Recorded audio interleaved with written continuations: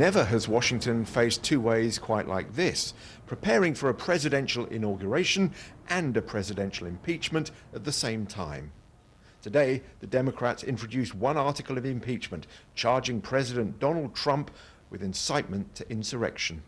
Sadly, the person who's running the executive branch is a deranged, unhinged, dangerous president of the United States. And only a number of days until we can be protected from him. But he has done something so serious that there should be prosecution against him. The Democrats are trying to put pressure on Vice-President Mike Pence and the cabinet to remove President Trump using the 25th Amendment, but that, so far, looks unlikely.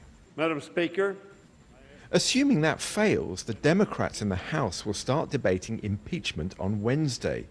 But given America will have a new president a week later, there is an obvious question. What's the point of impeaching Donald Trump when he's out of office in, 9 days' time? One is we need to set a precedent that if you lose an election, you can't just continue contesting it and trying to overturn the will of the people, because there could be future wannabe strongmen who follow President Trump's playbook, and we want them to know that if they do, they will be sanctioned in a serious way. The second reason is that impeachment not only removes a president from serving, but it prevents them from ever running or serving again. So if you don't want President Trump to win in 2024, it makes sense to impeach now. Away from the politics, more and more videos of the riot have been posted on social media, bringing home to Americans just what happened at their Congress. The chaos and violence is now clear to all. The fighting to get past police at this door was intense. An officer is dragged down the steps and savagely beaten. Get that motherfucker out of there! Take him out! Another is crushed in a door as the crowd surges. Why were the police caught so unprepared? Here's the front of the Senate building as the crowd started to gather. Just one officer on the steps. Compare that to the steps of the Lincoln Memorial during the BLM protests in the summer. Why the different levels of response? The authorities have started arresting some suspects and trying to identify others. I filmed a group of Proud Boys as they marched on the Capitol last Wednesday. Their intention was clear. Taking our fucking country back. Many came dressed for trouble.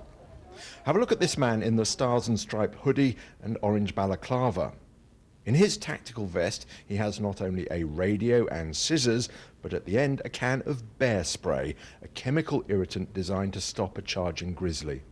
Right behind him is this man. He's wearing full combat gear, he has goggles round his neck and is carrying what appears to be a baseball bat. There is some insignia on his chest, below which are two pouches. The black one has a patch on the front that says, believe it or not, "My mum thinks I'm special." The DC Metropolitan Police have issued several photographs of what they term persons of interest, including the same man inside the Congress, still with his baseball bat and now a can of something in his hand, perhaps pepper spray. There is no danger of being underprepared now. A 7-foot-high fence has been built right around Congress, and thousands of police and military are now on the streets. At least another 10,000 will be here in time for the inauguration. Meanwhile, the DC mayor has urged the public to stay away from Washington next week. David Grossman with that report from Washington, and joining us now, Robert Ray, President Trump's attorney for the first impeachment trial, this time last year. He was also independent counsel during the Clinton administration, and Democratic Congresswoman Barbara Lee. Welcome to you both. Thanks for joining us. Robert Ray, if I can just start with you. You have a president accused of inciting violence and incitement to insurrection against the United States. You have 5 people dead. It's hard to think of a more clear-cut case for removing a president. Well, the first thing to analyze, though, is that if you read the draft article of impeachment, the basis for the argument that the president himself, obviously this has to be personal, this isn't just some sort of impeachment article about all the things that the Democrats don't like about the Trump administration. It has to be tethered to something that he actually did that constitutes a high crime or misdemeanor. And their allegation is that the president made the statement that if you don't fight like hell, you're not going to have a country anymore. Well, words like that are ambiguous enough that it seems hard for me to understand how you'd be able to prove at a trial that that constitutes what they've charged, which is inciting violence against the government of the United States. Now, that's not to condone what happened here, and living on the edge of impeachment is no way to conduct a presidency. But that's, a horse of a different color when it comes to making an allegation that constitutes removal from office. Do you believe, then, that he didn't incite violence? And do you believe that there was no incitement to insurrection against the United States, i.e. overturning the democratic result? Do you believe he didn't do those things? Well, he's not responsible for all the crazy things that everybody does. And he has a First Amendment defense and also a factual defense that, his words should not have been taken literally. I understand how people can come to the conclusion in context that when he said those words, he sent some kind of a signal to crazy people to do things that would constitute actual violence against the United States. But it's another thing to say that that was what the president's intent was. Look, I'm not defending the comments, but you're talking about whether or not that impeachment article is sufficient to remove a president from office 7 days before the end of his term. I'm just asking for the logic in that, because it sounds pretty weak to me that no incitement to violence would ever be taken seriously, because you could always say that a politician's speaking in hyperbole. You could always say it's a way of speaking, but freedom of speech doesn't equal freedom of consequence. And if people follow your words when you say you have to show strength, or when your attorney says trial by combat, or when you suggest that something has to happen to Mike Pence, and then people go in with a gallows talking about hanging him, surely you have to see the consequences of your words. Well, look, and again, if you're right about that, and that should be distinguished from any comment that a politician or a president ever makes, which subject every president potentially to prosecution for incitement of violence, then fine, prosecute the president after he leaves office. But, we're talking about an impeachment here that is being brought at the earliest, which would be 1 week, which is Wednesday, 1 week before President Trump leaves office and a new administration takes office. And it seems to me a decidedly different thing to say that would be something that's in the country's best interest. Frankly, he still has the nuclear codes. Deep breath. Everybody should just take a deep breath and relax and allow a new administration to come into office. Yeah, it's easier to take a deep breath and relax if you're not looking at a man who still has the nuclear codes, if you're not looking at the fact that his Homeland Security chief just resigned tonight, Chad Wolf, so you've presumably got nobody in charge of that. If you could relax in the face of an FBI... That's not true. There's not nobody in charge, okay? So let's not exaggerate here. Well, the FBI has said they're expecting more threats. And functions just fine. And the president doesn't order things with nuclear codes on his own. There's a whole bunch of procedures that are in place with the United States military and the Department of Defense before that would ever happen. So before everybody rushes to the ramparts here to say that, disaster is imminent, just understand that there are all kinds of protections involved to ensure that something like what you're talking about never happens. What, like last week? Because, the FBI has warned, haven't they? The FBI has warned. That's putting words in my mouth. Those are two different things, okay? You're talking about the action of the United States government to enter into a nuclear war, and you're trying to suggest that that's just as likely as having people take the capital of the United States by violence. I'm not. That's just not. I'm not. Don't put words in my mouth. All I'm saying is this man who has managed to get a crowd, even if he didn't mean to go to the Capitol, to raise it, to steal, to leave people dead. It's only what he means that is. I can't hear you. I'm so sorry. We've lost your sound. I'll come back to you, Robert. Let me just go to Barbara Lee. I guess the question is, if they can use the First Amendment to say that he didn't really mean any of that stuff, and if people took him seriously, it was their fault, then that could be a legal challenge, which is a strong defence. Barbara Lee? Well, first of all, you can't breathe, take a deep breath, and chill. This coup attempt was actually propelled into action by the President of the United States.